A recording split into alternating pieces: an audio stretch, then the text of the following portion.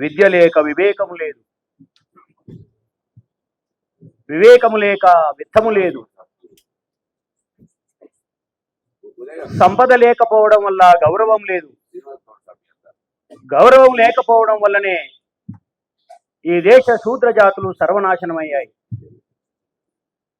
విద్య లేక వివేకము లేదు, వివేకము లేక విత్తము లేదు, విత్తం లేక గౌరవం లేదు, గౌరవం లేకపోవడం వల్ల శూద్ర జాతులు సర్వనాశనమయ్యాయి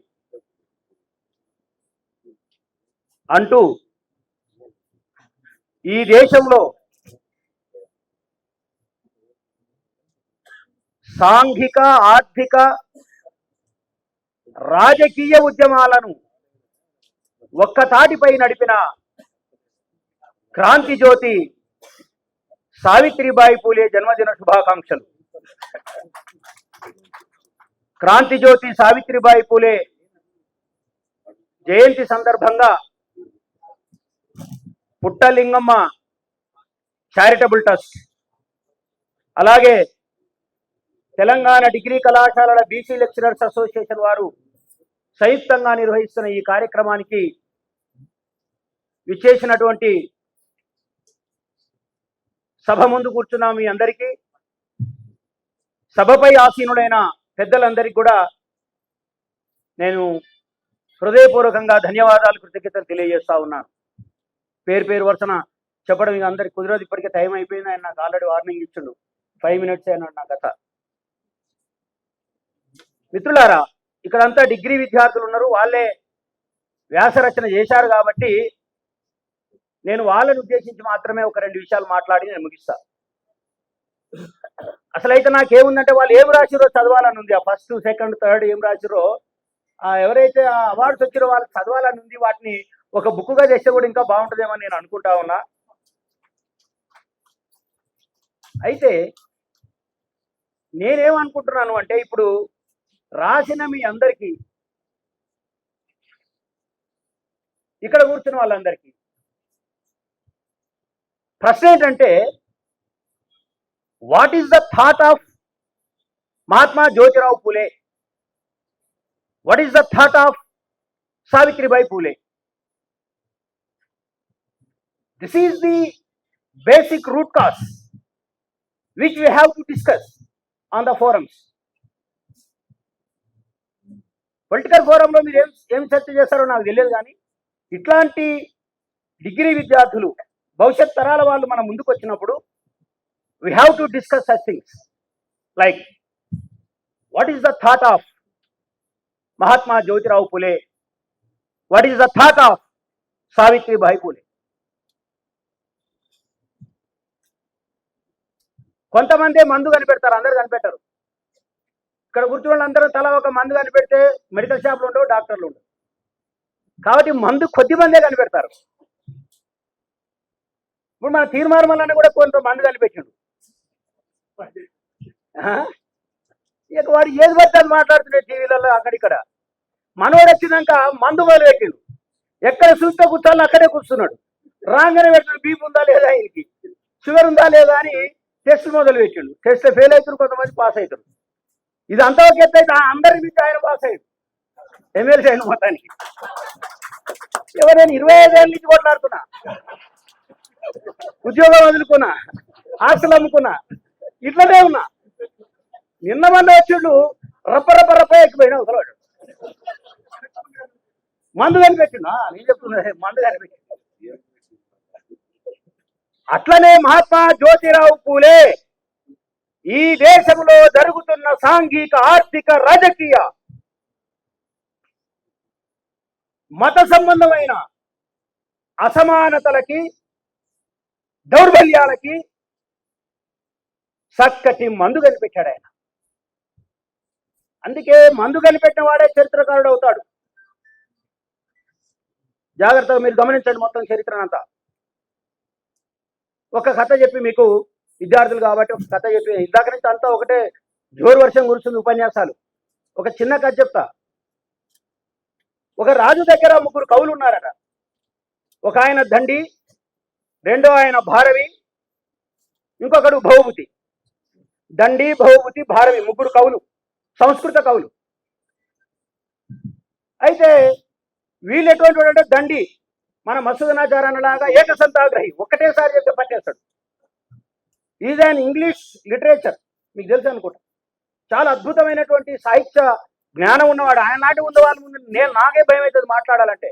ఎందుకంటే తెలుగు, ఇంగ్లీషు, అట్లనే హిందూ, ఉర్దూ, ఈ అన్నిటికీ మించి రాజకీయ నాయకుల భాష కూడా తెలిసిన వాడు ఆయన. సో అట్లాంటి పెద్ద మనిషి మన మధ్య కూర్చున్నది యారు, ప్రౌడ్ ఆఫ్ హిమ్. ఖచ్చితంగా మనం అతన్ని గౌరవించుకోవాల్సింది. అన్నిటికీ మించి మా పుట్ట, ఆమె పుట్టలింగమ్మ కాదు, గట్టి లింగమ్మ. ఎందుకో తెలుసా, గట్టి అని అన్నది. భారతంలో యుద్ధం జరుగుతూ ఉంటుంది, బాల ఘట్టం జరుగుతూ ఉంటుంది. ఇద్దరు ద్రవాలతో వాటితో కొట్టుకుంటుంటారు. అక్కడ కవి చెప్తాడు, కన్న తల్లి కడుపు చల్లగా పుట్టిన గణభుజుండితడు. ఒకని గురించి చెప్తూ కవి, కన్న తల్లి కడుపు చల్లగా పుట్టిన ఘనభుజుండితడు. అట్లా లింగమ్మ తల్లికి కడుపు చల్లగా పుట్టినటువంటి ఒక మనసు కలిగిన వ్యక్తి మన పుట్టమధుకర్. సరే, రాజకీయ విషయాలు అడ్డోలికి నేను వెళ్ళను. కానీ శైలజక్క కూడా, అంటే ఎక్కడైనా సరే మనం గమనించాల్సింది ఏంటంటే, ఎట్లాంటి వాళ్ళకి అట్లాంటి వాళ్ళు దొరుకుతారు. మీరు చూడండి, నేనున్నా, నాకు సేమ్ డిటో. నాదేమో సూపర్ ఫాస్ట్ 150 కిలోమీటర్ల వేగంతో పోతుంటుంది రైలు. ఆమె సర్దుగా ఎక్కడో ఒక దగ్గర గొలుచుకుంటుంది. అయిపోయింది కథ, ఆగాల్సిందే బండి. వీళ్ళిద్దరు కథ కూడా అట్లా ఉంటుంది నాకు తెలుసు. కానీ ఆమె సహకారం లేకపోతే మదన్న కూడా నిలబడే పరిస్థితి ఉండదు అని, అట్లాంటి మహిళ కూడా ఉండాల్సిన అవసరం ఉంది. ఆమె మరో సావిత్రిబాయి పూలే. అయితే మిత్రులారా, ఆ కవులు ముగ్గురు ఒకటేసారి చెప్తే వచ్చేస్తుంది. ఇప్పుడు ఒక పద్యం చెప్పిననుకో, నెమటలే చెప్పేస్తాడు. రెండో వానికి 2 సార్లు వస్తుంది, మూడో వానికి 3 సార్లు అయితే వస్తుంది. ఇక సభలోకి పోయినప్పుడు ఆ సభలో రాజు కూర్చుంటున్నాడు, ఒక కవి పోతున్నాడు, సార్ నేను ఒక పద్యం రాసిన అన్నాడు. చెప్పవా, లలనా జనాపాంగవలనా వసదనంద తులనాభిక భంగ దోకసన్న అంటే వెంటనే దండి లేచి, అది నువ్వు కాదు నాదు అన్నాడు. నీదెట్లా, ఎందుకంటే ఒక్కసారి వస్తుంది కదా. వాడు అదే చదివి, చూసినవా నేను రాసిన, నువ్వు దొంగతనం చేసినవా అన్నాడు. కావాలంటే పోయిన అడుగు అన్నాడు. ఎవరు పక్కన ఉన్న ఆయనకు 2 సార్లకు వస్తుంది. ఆల్రెడీ వాడు ఒకసారి చదివి, నేను ఒకసారి చదివి, ఇది 2వ సారి లేచి వాడేమంటే అన్నాడు. వాడు ఇంకో సాక్షి, 2 సాక్షులు ఉండాలిగా. వాడు అవతరం చెప్పి కావాలంటే భారవిని అడుగాడు. వానికి 3 సార్లకు వస్తుంది. రాసినోడు ఒకసారి, దండి ఒకసారి, బహుమతి ఒకసారి, వీళ్ళేస్తావు. ఇక సభలకు ఇంకో కవి పోయే అవకాశమే లేదు. ఎట్లా, వీళ్ళందరు కవులు పోయి కాళిదాసుని పట్టుకోరు. ఏమయ్యా, ఆ సభలకు ఎవరిని రానిచ్చే పరిస్థితి లేదు. మాకు కూడా ఏదో ఇంత గుర్తి కావాలి కదా, మేం కవులమే కదా. సరే ఏందో నేను వస్తున్న పదాన్ని పోయిండు, చూసిండు, ముగ్గురిని చూసిండు కవులను, దండి, భౌతి, భారవి. బాగా గమనించుడు. ఓహో సరే, ఒక భజన చెప్పరాను. ఇంకోటి లేచి చెప్పగానే అదే కథ నడిచి లేచి నేనే రాసిన అన్నాడు. సాక్ష్యం 2 చూపించాడు, 3వ సాక్ష్యం చూపించాడు, వాడు కూర్చుండు. ఇప్పుడు కాళిదాసు వచ్చాడు, తాను స్టార్ట్ చేశాడు. షాఢ్యామాఢ్య కరాఢ్యవసాలాఢ్యలాంక విద్యాఖిలే జడ్జట్ కిటి కిటి ధరే ధరే కణ ఖర్జూర విద్భ్రమాహ లుభ్రమ లుభ్రమ లుభ్ర లుభ్ర లుభ్ర గడ్గడ సహై పాదౌటి పటేటి టిటేటి టుటేటి టుటరస ప్రఖ్యాతి సఖ్యాదయా అన్నాడు. ఇప్పుడు దండికి రావట్లే. ఎందుకు రావట్లే అంటే దంతాలు లేవు ఇక్కడ. ఈ దవడ పనులు ఊసిపోయినాయి. దవడ పనులు ఊసిపోయిన వానికి దంత్యాక్షరాలు పలకరాదు. షాఢ్య మాఢ్య కరాఢ్యవ ఇట్లా అనాలా, రావట్లే. లేచి శాస్య మాస్య కాస్య అన్నాడు. అయిపోయింది చాప్టర్. ఎందుకంటే వీరికి రాదు కాబట్టి పక్కడికి రాదు అంటే 2 సార్లు వినాలనే. ఆయనకి 3 సార్ల కోసం ఆయన కథ కూడా వచ్చింది. కాళిదాసు రాజసభలో ఏం చేశాడు, మందు కనిపెట్టిండు. ఏ అక్షరాలైతే వానికి పలకరాదో ఆ అక్షరాలతోటే పద్యం చెప్పడం వల్ల మొత్తం సభకు. అట్లాగే ఈ భారతదేశంలో మహాత్మా జ్యోతిరావు పూలే, సావిత్రిబాయి పూలే గారు పుట్టే కాలం నాటికి ఉన్నటువంటి అనేక సామాజిక, ఆర్థిక, రాజకీయ సమస్యలకు వాళ్ళు మందు కనిపెట్టారు. That is the main thought of doctor Babasaheb Ambedkar, provoker after Mahatma Jyotirao Phule. Phule Ambedkar గారి తర్వాత సరిగ్గా పూలే తర్వాత అంబేద్కర్ గారు కూడా ఇదే పట్టుకుంటాడు ఆయన. ఏంటి అదంటే 2-3 మాటల్లో చెప్పు ముగిస్తా. The equality. బాగా గుర్తుపెట్టుకోండి అమ్మాయిలు, మీరు మాదంటే మా బిడ్డల వయసు మీది. నేను ఒక మాట చెప్తున్నా, ఈక్వాలిటీ అనేది ఈ దేశంలో అక్కడ పెట్టిన మహానుభావులందరి యొక్క జీవితకాల పరమసత్యం. పూలే మొత్తం జీవితం అంతా అదే, సావిత్రిబాయి పూలే జీవితం అంతా అదే, నారాయణ గురు జీవితం అంతా అదే, పెరియార్ రామస్వామి నాయకర్ జీవితం అంతా అదే, బాబాసాహెబ్ అంబేద్కర్ జీవితం అంతా అదే, కాన్షీరామ్ జీవితం అంతా అదే.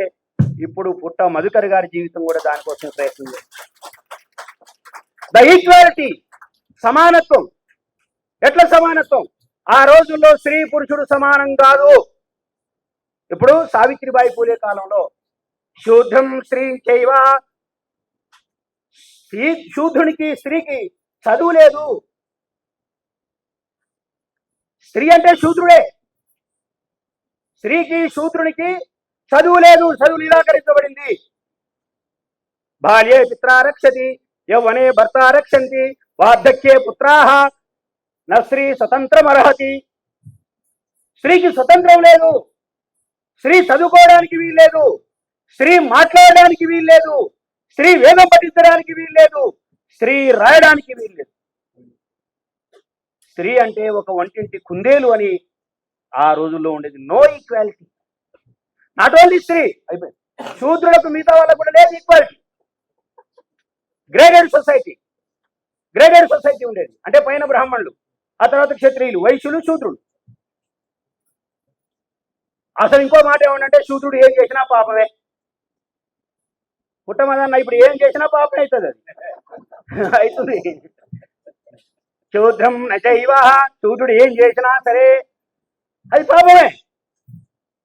అందుకే అటువంటి శూద్ర జాతి నుంచి యావత్ జాతిని నిలబెట్టడానికి మొట్టమొదట తను ఎంచుకున్నటువంటి ఆయుధం సావిత్రిబాయి పూలే. ఇది గమనించు. పూలే గారు తన భార్యను ఎంచుకున్నాడు, అది సహచర్యను ఎంచుకున్నాడు. ఈ దేశంలో చాలా మంది ఉన్నారు మేధావులు, మహానుభావులు. 9 ఏళ్లకే పెళ్ళైన ఆమెకు. గాంధీ గారికి కూడా 9 ఏళ్లకే పెళ్ళైంది. గాంధీ గారు 6 ఏళ్ళు అన్నాడు, కానీ సావిత్రిబాయి పూలే పిల్లల్ని కల్లా.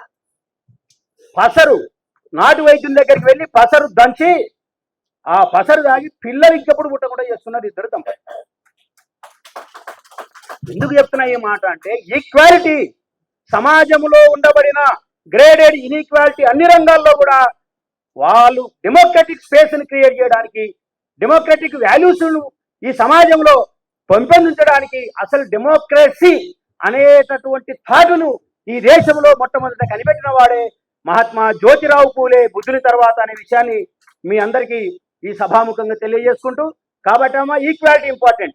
మీరెవరైనా సరే కొట్లాడని, డిగ్రీకి వచ్చారు కదా, భర్త దగ్గర ఈక్వాలిటీ ఉండాలి, మామ దగ్గర ఈక్వాలిటీ ఉండాలి, అత్త దగ్గర ఈక్వాలిటీ ఉండాలి, ఉద్యోగం దగ్గర ఈక్వాలిటీ ఉండాలి, సంపాదన దగ్గర ఈక్వాలిటీ ఉండాలి, స్వేచ్ఛ దగ్గర ఈక్వాలిటీ ఉండాలి. ఎవడు ఏమైనా చెప్పని కొట్టంగాడు, కానీ మీరు కూడా మనుషులే, మీకు కూడా అన్ని శక్తులున్నాయి, మీకు కూడా అంతే మెదడుంది. మీరు కూడా పోరాడితే ఏ మగవాని కంటే తక్కువ కాదు. హమ్ కిసీ సే కమ్ నహీ హై అనేటటువంటి విషయాన్ని మీరు గుర్తుపెట్టుకొని అన్ని రంగాల్లో మగవాళ్ళతో పాటు సమానంగా, ఎక్కువ మాట్లాడితే ఇంకొక మెట్టు పైన ఉండాలని చెప్పేసి మనస వాచ దేహ కోరుకుంటూ ఈ అవకాశం కల్పించినటువంటి మరి మదన్న గారికి, అట్లాగే మా డిగ్రీ కళాశాలల అసోసియేషన్ వారికి, వారి పేరు పేరు వరుసన మీ అందరికీ కూడా ధన్యవాదాలు తెలియజేస్తూ ముగిస్తున్నా. జై భీమ్, జై భారత్, జై పూలే.